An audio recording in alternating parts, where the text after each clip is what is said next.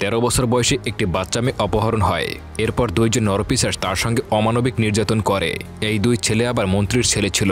Police যখন তাদের check করছিল তখন এক নারী পুলিশ অফিসারের সঙ্গে তারা খারাপ আচরণ করতে শুরু করে। কিন্তু এই সময় এক মারধাঙ্গা পুলিশ অফিসার ওই থানায় জয়েন করে। আর এই সব কিছু যেভাবে হ্যান্ডেল করে তাই দেখব এই মুভিতে।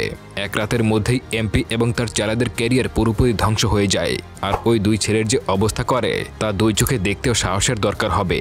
তো বন্ধুরা, লাইক করে বসে পড়ুন পুরো গল্পটি দেখার জন্য।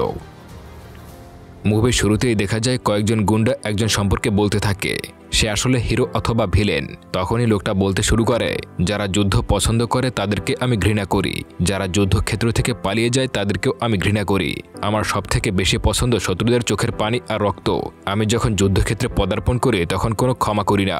এগুলো বলতে বলতে ম্যাক্স সামনে চলে আসে। এখন সে এখানে কেন এসেছে সেটা আমরা পরেই জানতে পারবো। কাহিনীটা ফ্ল্যাশব্যাকে চলে যায়। দেখা যায় উচ্চ পদস্থ দুইজন মন্ত্রীকে। তারা আজকে রাতে বড় একটা প্ল্যান করার জন্য 2000 কোটি টাকা খরচ করেছে। তো সেই প্ল্যানটা জেনে যায় কয়েকজন রিপোর্টার, আর তাদেরকে গনি নামের একজন গুন্ডা ধরে ফেলেছে। সে আসলে এই মন্ত্রীদেরই লোক। তখন দুজনকে গনির কাছে যেতে বলে, আর এরা দুজন প্রধানমন্ত্রীর সঙ্গে মিটিং করার জন্য বাসায় যাচ্ছে। তো যদি কোনো গুরুত্বপূর্ণ ইনফরমেশন আসে তখন যেন নরসিমার সঙ্গে কথা বলে। এই নরসিমা হলো গনির মতোই একজন সন্ত্রাসী, মন্ত্রীদের পাচাটা গোলাম। আজকে গনির জন্মদিন, এর জন্য দেশের বড় বড় গুন্ডারা এসেছে তার জন্মদিনের পার্টিতে। এরপর তারা সেখানে পৌঁছে রিপোর্টারকে মারধর করে এবং এক পর্যায়ে তাকে মেরেও ফেলে। মাইকেল এবং ভীরা তাদের কাজ শেষ করে চলে যাচ্ছিল। এর মধ্যেই এই পুলিশ স্টেশন দেখানো হয়, যেখানে সব পুলিশেরা খুব টেনশন করছে, কারণ আজকে তাদের এখানে নতুন অফিসার অর্জুন এসেছে, যিনি খুবই স্ট্রিক্ট এবং রাগী স্বভাবের। তার এই স্বভাবের কারণে বেশ কয়েকবার সাসপেন্ডও করা হয়েছে। এরপর কিছু পুলিশ অফিসার তাকে রেল স্টেশন থেকে আনার জন্য চলে যায়। এখানে অর্জুন তার মায়ের সঙ্গে আসে আর এসে সরকারি গাড়িতে করে কোয়ার্টারের উদ্দেশ্যে রওনা হয়। এদিকে পুলিশ রাস্তায় চেকিং করছিল। তখন একজন মহিলা এসে বলে তার 15 বছরের বাচ্চা মেয়ে টিউশনি করতে গিয়ে আর ফিরে আসেনি। পুলিশ তাকে বলে আপনার বাড়ির পাশে যে পুলিশ স্টেশন আছে সেখানে গিয়ে কমপ্লেন করুন। এবার ওই পুলিশ স্টেশনে আসার সময় মাইকেল এবং ভীরার মধ্যে কোনো একটা বিষয় নিয়ে তর্কাতর্কি হচ্ছিল। আসলে এই ব্যাপারটা ছিল কোনো একটা ভিডিও নিয়ে, যেই ভিডিওটা করা নিয়ে তাদের মধ্যে মতবিরোধ সৃষ্টি হয়েছে। কথায় কথায় তাদের মধ্যে বড়সড় একটা ঝগড়া বাজে, আর এক পর্যায়ে হাতাহাতি করতে গিয়ে গাড়িটা অ্যাক্সিডেন্ট করে। সেই অ্যাক্সিডেন্ট ঘটে সেখানে যেখানে পুলিশ চেকিং করছিল। তখন একজন মহিলা পুলিশ সেটা চেক করতে গেলে মাইকেল এবং ভীরা তার সঙ্গে খারাপ আচরণ করতে শুরু করে। ঠিক এই সময় অর্জুন সেখান দিয়ে যাচ্ছিল, ফলে মাইকেল এবং ভীরা মারকে থানায় চলে যায়। কিন্তু এই দুজনকে দেখে বাকি অফিসারদের মাথায় বাজ ভেঙে পড়ে। তারা অর্জুনকে রিকোয়েস্ট করে এদের দুজনকে ছেড়ে দেওয়ার জন্য। এরা ছিল খুবই বিপজ্জনক আর এদের বাবারা ছিল সাক্ষাৎ শয়তান। কিন্তু অর্জুন এইসব পাত্তাই দেয় না।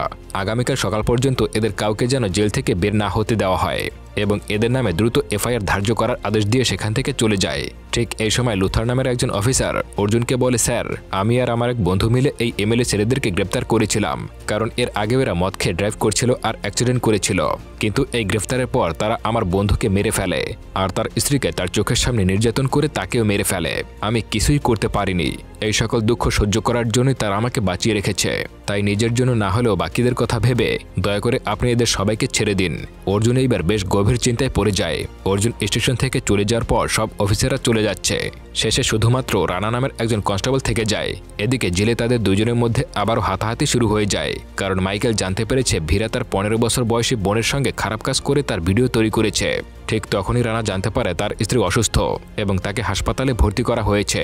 এর জন্য সে দ্রুত স্টেশনকে বাইরে থেকে লক করে হসপিটালে চলে যায়। কিছুক্ষণ পরে সে যখন স্টেশনে ফিরে আসে তখন দেখতে পায় স্টেশন বাইরে থেকে ঠিকই বন্ধ আছে, কিন্তু ভিতরের সেল ভাঙা। স্টেশনের ভিতরে চেয়ার টেবিল সব তছনছ। এই সময় বাকিরাও সেখানে চলে এসেছে। তারা অস্ত্রাগারে বীরা এবং মাইকেলের মৃত লাশ আবিষ্কার করে।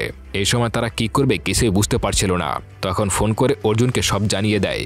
অর্জুন দ্রুত থানায় চলে আসে আর লাশগুলো দেখে স্তম্ভিত হয়ে যায়। কিন্তু অর্জুন নিজের অবজারভেশন কাজে লাগিয়ে বুঝতে পারে নিজেদের মধ্যে মারামারি লাগিয়েই তাদের এই অবস্থা। স্টেশনে উপস্থিত না থাকার জন্য প্রত্যেক পুলিশ অফিসার যে যার মতো অজুহাত দেয়। তখন তাকে বলা হয় ক্যামেরা তো লাগানো আছে কিন্তু রেকর্ড হচ্ছে না, হার্ড ডিস্ক নষ্ট হয়ে গেছে। এটা ঠিক করার জন্য অনেকবার কমপ্লেন করা হয়েছে কিন্তু এখনও ঠিক করে দেয়নি। রাগে অর্জুন ফেটে পড়ে। কিন্তু যতই হোক এরা তো তার থানার লোক, এদের রক্ষা করা তারই কর্তব্য। তাই তারা সবাই তার হাতে পায়ে ধরে এবং এই গ্রেপ্তারের বিষয়টা যেন কাউকে না বলে এবং এই পুরো বিষয়টা ভুলে যায়, নইলে এমএলএ লোকেরা তাদের সবাইকে খুন করে ফেলবে। সবার অনেক রিকোয়েস্টের পর অর্জুন রাজি হয়ে যায়। এদিকে গনি ভাই জানতে পারে যে এমএলএর ছেলেরা গ্রেপ্তার হয়েছে। আসলে পুলিশ স্টেশনে একজন ইনফরমার আছে যার নাম গোবিন্দ। সে বলেছে এমএলএর ছেলেদেরকে পুলিশ এভাবে থানায় আটকে রেখেছে। তখন গনি ভাই কিছু গুন্ডাদেরকে স্টেশনে পাঠায় আর তারা এসে পুলিশকে বলে ওদেরকে ছেড়ে দিতে। তখন তারা অফিসের ভিতরে ঢোকার চেষ্টা করে, কিন্তু অর্জুন একাই তাদের সবাইকে পিটিয়ে সেখান থেকে চলে যাওয়ার জন্য বাধ্য করে। এর মধ্যেই কমিশনারের কল আসে। অর্জুন ভিডিও কলের মাধ্যমে বলে ওই ছেলেদের ছেড়ে দিতে, কারণ কমিশনার এমএলএর সঙ্গে দেখা করেছে। তখন অর্জুন বলে আমি তো ওদের আগেই ছেড়ে দিয়েছি। কমিশনার তার কথা বিশ্বাস করে না। এর জন্য অর্জুন তাকে ভিডিও কল দিয়ে সবকটা সেল দেখায়। ততক্ষণে থানার অবস্থা ঠিকঠাক। তখন কমিশনার বলে ঠিক আছে। এরপর সে কল কেটে দেয়। এদিকে কমিশনার গনি ভাইকে জানায় যে অর্জুনের কাছে মাইকেল এবং ভীরা নেই। তখন গনি ভাই মাইকেল এবং ভীরাকে অনেকবার কল করে, কিন্তু তাদের ফোন বন্ধ পাওয়া যায়। তখন গনি ভাই ক্রাইম স্পটে ইন্সপেক্টর রূপাকে পাঠায়।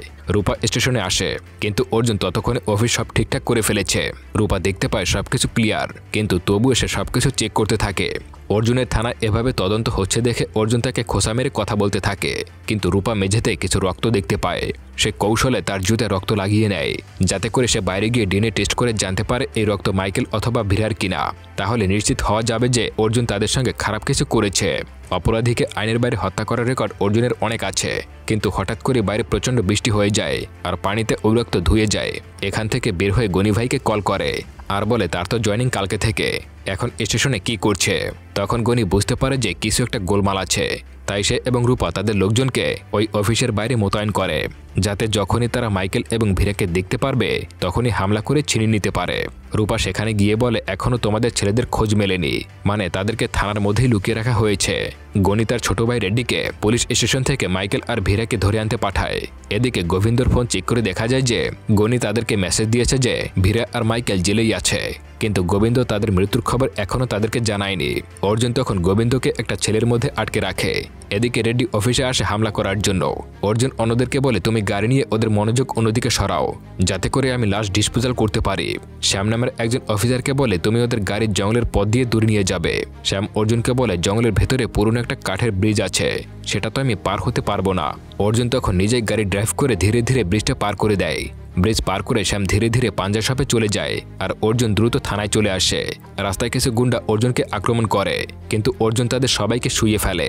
এদিকে অন্য এক অফিসারকে গুন্ডারা ঘিরে ফেলে, তাকে প্রায় মারতেই যাচ্ছিল। ঠিক তখনই সেখানে অর্জুন চলে আসে আর তাকে সেখান থেকে বাঁচিয়ে নেয়।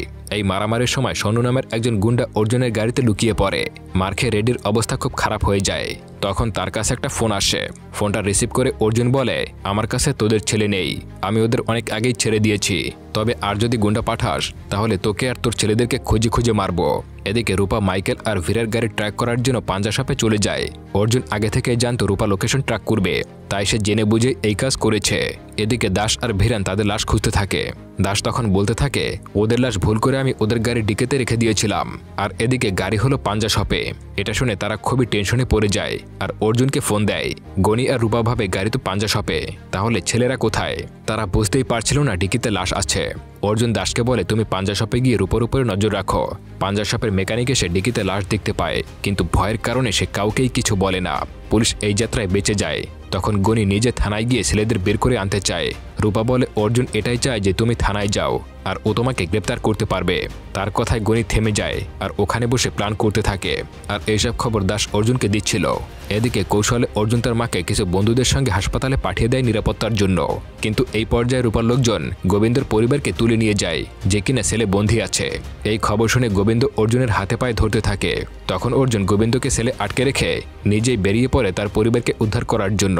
কিন্তু এই সব কিছু রূপা করছিল, কারণ অর্জুনকে থানা থেকে বের করতে পারলে নিজেদের লোক দিয়ে অনুসন্ধান করতে পারবে। অর্জুন থানা থেকে বের হয়ে পেছনের জঙ্গলের রাস্তা দিয়ে বেরিয়ে যায় আর সামনে থাকা রূপার লোকজন তা দেখতেই পায় না। কিন্তু অর্জুনের গাড়িতেই এক লোক বসেছিল আর সে রূপাকে সব জানিয়ে দেয়। এইবার রূপা বুঝতে পারে থানায় ছেলেরা নেই, ওদের নিশ্চয়ই ওই পথ থেকে বের করা হয়েছে। এদিকে পেছনে থাকা লোকটাকে অল্প সময়ের মধ্যেই অর্জুন দেখে ফেলে আর এই সুযোগটা এসে কাজে লাগায়। সে দাসকে বলে কাল যদি ওদের দুজনকে কোর্টে নিয়ে যাই তাহলে গণিক গোবিন্দর পরিবারকে মেরে ফেলবে, তাহলে এর চেয়ে ভালো হয় মাইকেল আর ভীরাকে জমের দুয়ারে পাঠিয়ে দিই, কি বলো? এই কথা শুনে গনি অর্জুনের গাড়ি ট্র্যাক করে দ্রুত তাদেরকে ফলো করতে শুরু করে। যেভাবেই হোক ছেলেদেরকে বাঁচাতে হবে। কিন্তু গনিরা অবাক হয়ে দেখে যে অর্জুন তাদের এলাকায় ঢুকে পড়েছে আর রানীকে পাঠিয়ে দেয় তার পরিত্যক্ত একটা গুদাম ঘরে। গনি আর রূপা তারাও দুই ভাগ হয়ে যায় এবং ওদের দুইজনকে খুঁজতে থাকে। এর মধ্যেই অর্জুন গোবিন্দর পরিবারকে উদ্ধার করে আর গনির বাপের সঙ্গে সেলফি তুলে গনিকে পাঠিয়ে দেয়। এরপর গেরিলা ফরম্যাটে গনির লোকদেরকে মারতে থাকে। গনি আর রূপাকে লেলিয়ে দিয়ে এই ফাঁকে দাস লাশগুলোকে থানার ভিতরে নিয়ে যায়। অর্জুন গুন্ডাদেরকে পিটিয়ে ঝুলিয়ে রেখে রানীকে নিয়ে থানায় ফিরে আসে। তার সঙ্গে সে দুজন বাবা মাকেও নিয়ে এসেছে, যারা তার 13 বছরের মেয়ে সন্তানকে খুঁজে পাচ্ছে না। কেস ফাইল করে রানী চলে যায়। তখন তার কাছে সবাই প্রশ্ন করে যে সে কেন মিথ্যা বলেছিল যে তার বউ হসপিটালে, নাকি সে একাই দুজনকে খুন করেছে। অর্জুনের চোখের সামনে কান্না করতে থাকে রানা, আর তখন সে এক লোহমর্ষক ঘটনার বর্ণনা করতে থাকে। সবাই এখান থেকে চলে যাওয়ার পর সে চলে যায় গাড়ির ডিকিতে, আর সেখানে দেখতে পায় অল্প বয়সী একটি মেয়ের ক্ষতবিক্ষত দেহ পড়ে আছে। মৃতপ্রায় মেয়েটি ভাবে তার বাবা এসেছে। মেয়েটি তখন বলে, বাবা আমাকে বাঁচাও। এই দৃশ্য দেখে গোবিন্দর আর বুঝতে বাকি থাকে না যে এখানে কি হয়েছে। ততক্ষণে নিজেরাই মারামারি করে ওরা সেল ভেঙে অস্ত্রাগারে ঢুকে পড়েছে। সেখানে মারামারি এক পর্যায়ে রানার হাতে তারা দুজনেই মারা যায়। এরপর রানা মেয়েটিকে একটা হসপিটালে ভর্তি করেছে, আর নিজের নিঃসন্তান বউয়ের কথা চিন্তা করে সে আত্মসমর্পণ করতেও রাজি আছে। তার কথা শুনে সবার চোখেই পানি চলে আসে। এই ঘটনার জন্য সবাই তাকে মন থেকে মেনে নেয়। এই সব কিছু কিন্তু ঘটেছে এক রাত্রের মধ্যেই। রূপার গনি ভাই ততক্ষণে গাড়ির ডিকিতে ছেলেদের রক্ত দেখতে পায়। সবাই তখন থানার দিকে রওনা হয়। এখন অর্জুন তাদের সবাইকে পালাতে বলে, কিন্তু এই পর্যায়ে অর্জুনকে কেউ একা ছাড়তে রাজি হচ্ছিল না। সবাই একযোগে যুদ্ধ ঘোষণা করে বসে। শেষ রাতের দিকে ঝাঁপিয়ে পড়ে গুন্ডার দল, কিন্তু থানার চারপাশে ব্লাস্ট করে একটি দেয়াল তৈরি করে অর্জুন। প্রচণ্ড গোলাগুলির মধ্যে থানার ভেতরে ঢুকে পড়ে নরসিংহ নামের এক রকচাটা গুন্ডা। সে একে একে সব পুলিশকেই মেরে ফেলছিল। ঠিক তখনই সেখানে অর্জুন চলে আসে। রাত পার করে ভোর হয়ে যায়, কিন্তু সংঘাত থামছেই না। এক পর্যায়ে সেখানে মাইকেল আর ভীরার দুই বাপ পিস্তল নিয়ে চলে আসে আর নিজেদের সবথেকে বড় ভুলটা করে ফেলে। তাদের এই সব দৃশ্য ড্রোনের মাধ্যমে লাইভ টেলিকাস্ট করা হচ্ছিল। এইসব মন্ত্রীদেরকে দল থেকে বহিষ্কার করা হয়। দুই মন্ত্রী সহ যত গুন্ডা ছিল সবাইকে গ্রেপ্তার করা হয়, কিন্তু সেই দুই ছেলে নিখোঁজ হিসেবেই থেকে যায়। কেউ কখনোই জানতে পারে না যে তাদের সঙ্গে কি হয়েছিল। কিন্তু তখন দেখা যায় অর্জুন সেই লাশগুলো অ্যাসিডে ডিসপোজাল করে দিয়েছে। গোবিন্দকে ছেড়ে দেওয়া হয়, আর সে নিজের অপরাধের জন্য ক্ষমা চায়। আর এখানেই এই মুভিটা শেষ হয়ে যায়। তো বন্ধুরা, কেমন লাগলো এই মুভিটা? ভালো লেগে থাকলে অবশ্যই কমেন্ট করে জানাবেন।